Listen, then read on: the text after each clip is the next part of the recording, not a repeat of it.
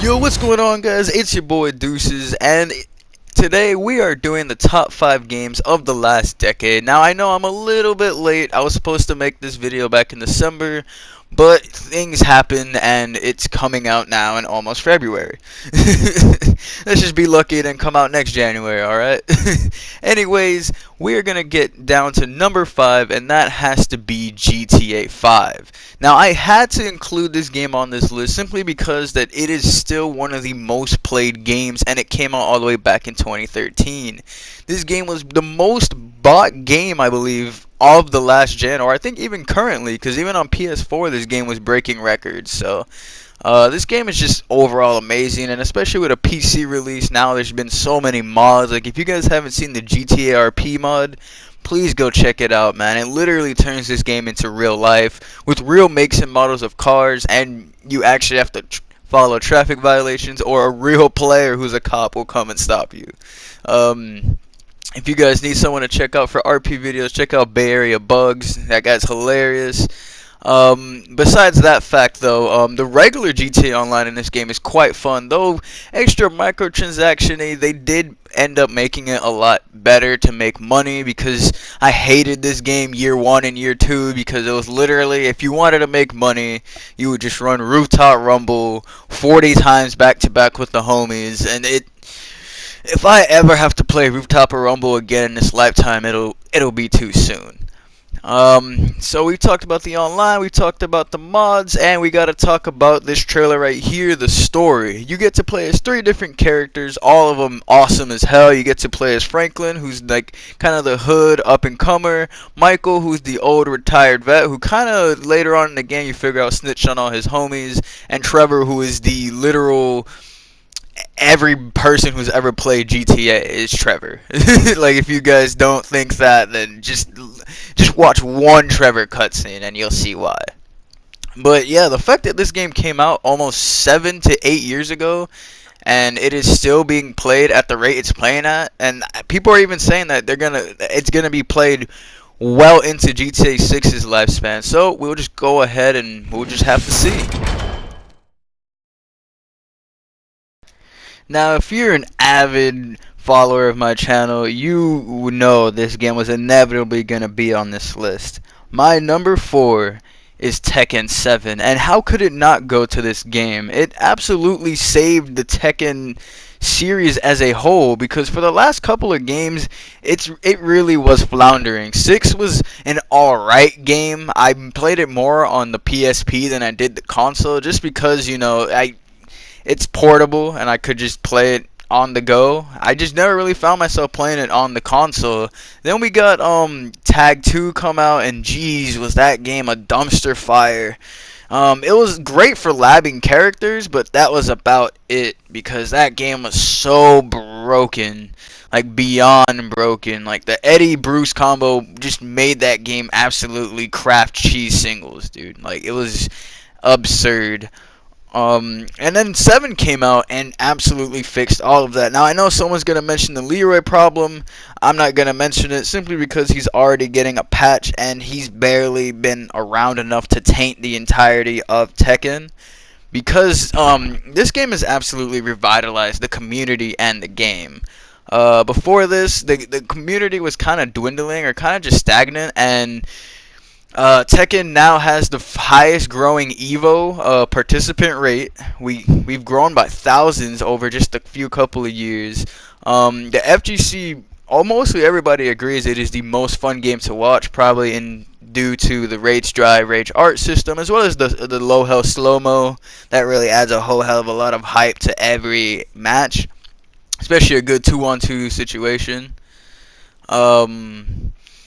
And just, yeah, the fact that this game really brought the FGC back to this game, man. The fact, like, this game was really, or the Tekken series as a whole was really, like, on a slow downward slope. It wasn't dying. Like, we still had Main Man. We still had people playing the game, like Arsenal Ty, Main Man, you know, all the good guys. But this game really brought a lot of eyes to newer players, and those newer players' eyes onto the older players, and it's just created an awesome community. I love being a part of the Tekken FGC community.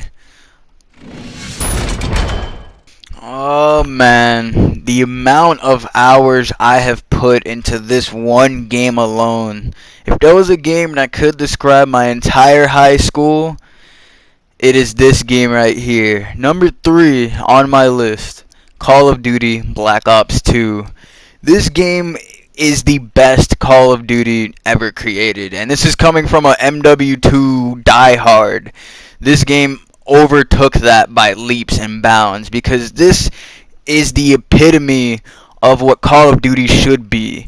Every gun felt viable, every map felt fun yet different and distinct. And if you got bored of the multiplayer maps, you had zombies. And this game actually had or I believe it was the last game to have an actual pretty good campaign.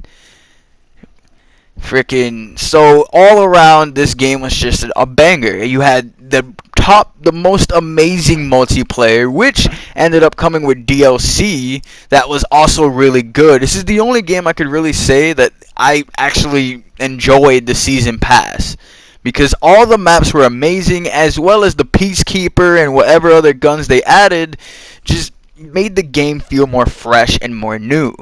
And then on top of the fact that if you had season pass, not only did you get the DLC for the multiplayer, you also got DLC maps for the zombies, which the last maps pack for the zombies is all the old map packs from Black Ops 1.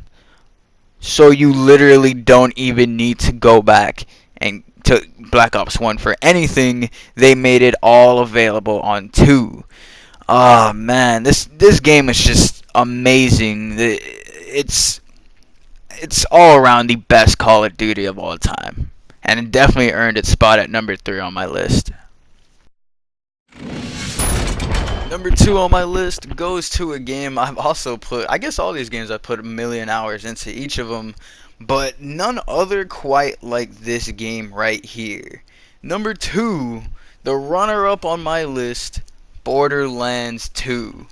Now, this will also include 3, but I'm going to be talking about 2 more because 3 came out towards the end of the decade and everyone had a lot more time to spend with this game right here.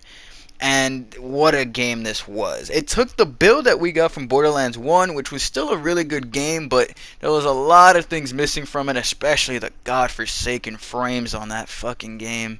But they fixed all of that, as well as spruced up other things that we didn't even ask for in this game, and gave us a much better antagonist too with Handsome Jack. Geez, this game is just amazing. The amount of weapons you can have, the references, the innuendos, the characters, the voice, like everything in this game is so fun and addicting that anybody from any age can get into it, even though it is an M4 mature game.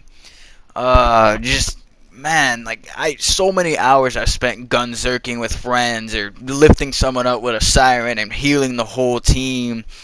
You could play the same character 5 times and play them in different ways each and every time, because you could have a healing siren, you can have a DPS siren, you could, like, there's so many different little builds you can do all in one character that just makes the game just that much more better. And yeah, just, oh, and let's talk about the amazing DLC for this game too. This game has my favorite DLC of all time, the Tiny Tina DLC, and it is amazing, man. If you have never played the Tiny Tina DLC, do yourself a favor and play it.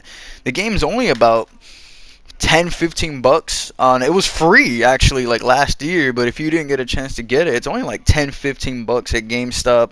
And if you get the Handsome Collection, which is the one I'm talking about at 10-15 bucks, it comes with all the DLCs. Do yourself a favor and play it, man. Anyways, let's get on to number 1. Now, I don't think that there's a game that deserves number 1 more than Minecraft. Minecraft is the biggest game this decade. I don't care what anybody says. The fact that this game came out all the way back in 2012 and it is still be playing on the scale it's played on, it's ridiculous. This game is still getting constantly updated. The PC version has an endless slew of mods, and it's not gonna end anytime soon. This game is still going hard. You can get it on any platform. My little sister has it on her phone. I've had it on every console. I've had it on my 360. Now I have it on my PS4. Like, you could have this on anything. It's even on fucking PS Vita. Nothing's on PS Vita. Nothing. Just such an amazing game, and because it's just so creative, there's an endless line of possibilities you can do with this game. You could create your own village with the homies, then create your own world and create a whole different village. You can apply a different skin texture pack to make your village look different. Like, this game, just the creative possibilities of this game, and just some of the stuff that's been done. Like, I've seen people build PCs on Minecraft. I've seen people draw pictures of real life dudes like Kobe Bryant and shit on Minecraft. Like, it's crazy. And the fact that this game's fucking old as shit, man. Like 8, 9, going on a decade we're about to. Like 8, 9 years old. And it's still going as hard as it is. Man, no other game encapsulates the last decade like Minecraft. Anyways, this has been SSX Deuces, and I'll talk to you guys next time.